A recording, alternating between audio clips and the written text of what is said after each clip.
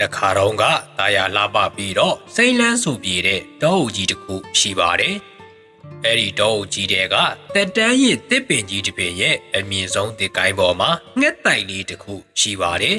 ။အဲ့ဒီငှက်တိုင်လေးထဲမှာတော့မွေးကာစားရွှေရောင်ငှက်ငယ်လေးပိုးရွှေနဲ့သူ့ရဲ့ညီအကိုမောင်နှမတွေနေထိုင်ကြပါတယ်။ပိုးရွှေကတော့တခြားငှက်လေးတွေနဲ့မတူဘဲနဲ့သူ့ရဲ့အတောင်ပံတွေကတိတ်လှပပေမဲ့သူကတော့အမြင့်ကိုကြောက်တတ်ပါတယ်။သူ့ရဲ့ညီအကိုတွေကတောင်ပံခတ်ပြီးတော့ပြန်တဲလေးကျစ်နေချိန်မှာဖိုးရွှေကတော့တစ်ကိုင်းကိုတင်းတင်းကြပ်ကြပ်ဖက်ထားပြီးတော့အောက်ကိုငုံမကြည့်ရဲရှာပါဘူး။ဒီနေ့မှာတော့မိခင်ငှက်ကြီးကပြောပါတယ်။ကဲသားတို့သမီးတို့ရေဒီနေ့ကစပြီးတော့ကိုယ်တိုင်အစာရှာထွက်ရတော့မယ်။ကိုယ့်ရဲ့အတောင်ပံကိုအားပြုပြီးတော့မိုးကောင်းကင်ကြီးစီကိုပြန်တန်းကြတော့တဲ့အဲဒီမှာတော့ဟိုးရွှေရဲ့ညီကိုတွေကတော့ဟောကနေနဲ့ရေရေဝုံခုံချပြီးတော့ပြန်တန်းသွားကြပါတယ်ဟိုးရွှေတကောင်နဲ့ကြံရစ်ခဲ့တာပေါ့သူကတော့တုံရေနဲ့ပဲတစ်ကိုင်းများကိုတူသွားပါတယ်လေတိုးတန်ကြရတော့သူကတော့ပူကြောက်လာပါတယ်ဒါပေမဲ့သူမပြန်တန်းရင်အစာငတ်တော့မယ်ဆိုတာကိုသူသိသွားပါတယ်ဘိုးရွှေကတော့မျက်စိကိုမိတ်အသက်ကိုပြင်းရှူပြီးတော့ခုန်ချလိုက်ပါတယ်အတောင်ပံကိုမနာတမ်းခတ်ပြီးမဲ့သူကတော့ကြောက်လုံးတော့အတောင်ပံခတ်တာစီးချက်မကြပါဘူးဟန်ချက်ပြက်ပြီးတော့ဘုံကနေအောက်ကခြုံဘုံပေါ်ကိုပြုတ်ကျသွားပါတယ်တကောလုံးနာကျင်သွားပြီးတော့တီးရွက်တွေနဲ့ပုံးပဲ့သွားပါတယ်တခြားတောကောင်လေးတွေကသူ့ကိုဝိုင်းကြည့်ပြီးတော့ရေမောနေကြပါတယ်ဘိုးရွှေကတော့ရှက်လုံးလို့မျက်ရည်တောင်ဝဲမိပါတယ်။ငါမပြန်နိုင်တော့ဘူးထင်ပါရဲ့လို့တွေးမိပါတယ်။ဒါပေမဲ့သူ့အမေပြောဘူးတဲ့စကားတကွန်ကိုတတိယသွားပါတယ်။မြေကြီးပေါ်ကိုကြတာရှက်စရာမဟုတ်ဘူးသား။မြေကြီးပေါ်မှာပဲစက်အိတ်နေတာမှရှက်စရာကောင်းတာတဲ့။ဘိုးရွှေကတော့အာတင်မီတော့ခြုံပုံကြားကနေတစ်ပင်ပေါ်ကိုပြန်တက်ပါတယ်။ဒီတခါတော့တစ်ပင်ပစ္စည်းကိုပုတ်ကပ်ပြီးတော့တက်ရတာမို့အတော်ကိုပင်ပန်းပါတယ်ချွေးတွေလည်းရွှဲနေခဲ့ပါတယ်ဒီကိုင်းပေါ်ပြန်ရောက်တော့ဘိုးရွှေကအောက်ကိုပြန်ကြည့်ပါတယ်အရင်ကထက်ပုံမြင့်နေသလိုပါပဲဒီတခါတော့သူတေချာအာယုံစိုက်မယ်လို့ဆုံးဖြတ်လိုက်ပါတယ်ခုံချလိုက်ပြီးတော့လေဟုံစီးဖို့ကြိုးစားပါတယ်အစင်ပြေမလို့ဖြစ်နေတော့မှာပဲရုတ်တရက်လေပြင်းတစ်ချက်ကတော့ဝေးတိုက်လိုက်ပါတယ်လေပြင်းတံကိုမခံနိုင်တဲ့ဘိုးရွှေကတော့လေထဲမှာလေထွက်သွားပြီးတော့တစ်ပင်အကိုင်းနဲ့ဒုံကနေရိုက်မိပြီးတော့ဒုတိယအကြိမ်ပြုတ်ကျသွားပြန်တယ်ဒီတခါတော့အရင်ကားထက်ပိုပြီးတော့နာပါတယ်အတောင်ပံလေးတော့နည်းနည်းစုပ်ပြဲသွားတယ်ဘိုးရွှေကတော့ငိုချလိုက်မိပါတယ်တော်ပြီငါမလုံနိုင်တော့ဘူးငါကပြန်တန်းဖို့ဝေးဖွာလာသူမဟုတ်ဘူးလို့စိတ်ဓာတ်ကျစွာနဲ့ပဲညီးတွားမိပါတယ်အဲဒီချိန်မှာပဲဒီနာကကြောက်တုံးကြီးပေါ်မှာနားနေတဲ့အဖိုးအိုလက်ကြီးတစ်ကောင်ကပိုးရွှေကိုလှမ်းပြီးတော့ပြောလိုက်ပါတယ်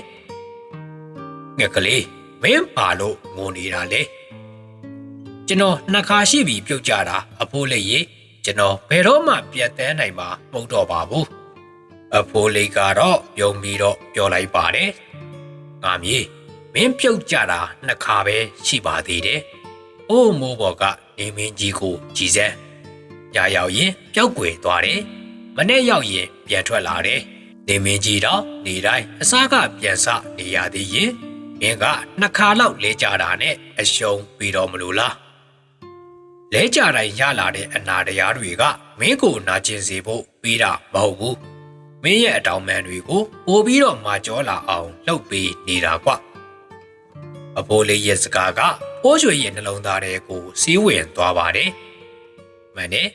သူပထမတစ်ခါပြုတ်ကျတုံးကထက်ဒုတိယတစ်ခါမှာတစ်ပင်ပေါ်ကိုပြတ်တက်ရတာပုံမြင်လာတာကိုသူတတိထားမိပါတယ်သူရဲ့ခြေထောက်တွေတန်မာလာပါပြီဖိုးရွှေကတော့တစ်ပင်ပေါ်ကိုတတိယအကြိမ်ပြတ်တက်ပါတယ်ဒီတခါတော့သူ့ရဲ့မျက်လုံးတွေထဲမှာကြောက်ရွံ့မှုတွေမရှိတော့ပါဘူးငါပြုတ်ကြရင်လဲပြန်တက်မယ်ဆိုတဲ့စိတ်ဓာတ်အပြည့်ရှိနေပြီလေအဝိတ်ကိုစောင်းလိုက်တယ်လေညင်းလေးလာတာနဲ့တပြိုင်နက်ခုံချလိုက်ပါတယ်ပထမအချိန်ကလို့မလောဘူးဒုတိယအချိန်ကလို့ဒီကိုမဆန်ဘူး လေကိုအန်တုမနေဘဲနဲ့လေရဲ့လားရာအတိုင်းသူ့ရဲ့အတောင်ပံကိုဖျက်လိုက်ပါတယ်။အံ့ဩစရာပါပဲ။သူ့ရဲ့ခန္ဓာကိုယ်လေးကတော့လေပေါ်မှာဝဲနေခဲ့ပါတယ်။ငါပြန်နိုင်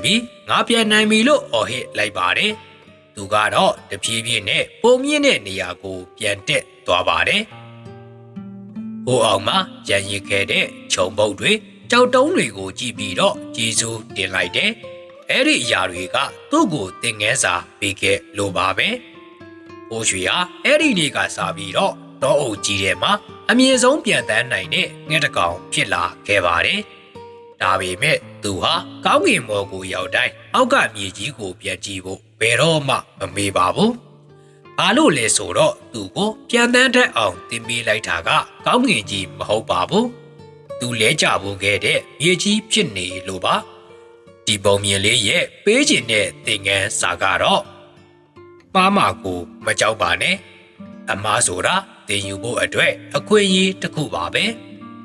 နောက်တစ်ခုကတော့လဲကြတိုင်းပြန်ထားပါဘယ်နှကြိမ်လဲကြလဲဆိုတာအရေးမကြီးပါဘူးဘယ်နှကြိမ်ပြန်ထနိုင်လဲဆိုတာကသာလူစွမ်းကောင်းတစ်ယောက်ရဲ့အမှန်အသားဖြစ်ပါတယ်အခက်အခဲတွေကခွန်အားပါယနေ့သင်ကြုံတွေ့နေရတဲ့အခက်အခဲတွေပင်ပန်းဆင်းရဲမှုတွေကမနှက်ဖန်အတွက်သင်ကိုတန်မာအောင်လုပ်ပေးနေတာဖြစ်ပါတယ်။ဒါကြောင့်စာမေးပွဲကြားလို့ပဲဖြစ်ဖြစ်